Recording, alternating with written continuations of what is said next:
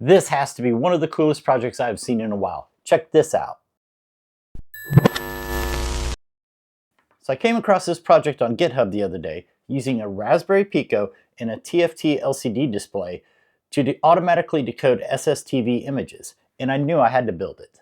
At the heart of the project is a Raspberry Pi Pico, and it is connected to a TFT LCD screen, as well as audio input. You could find the schematic to this in the description below. I'll also put a link to the software you can load on the Pico using the Arduino IDE. On the author's website, he also included a link for 3D printing.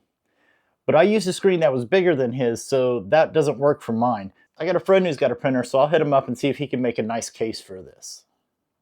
So whether you have it like this or in a case, once you have it built, you can just connect the audio to your radio.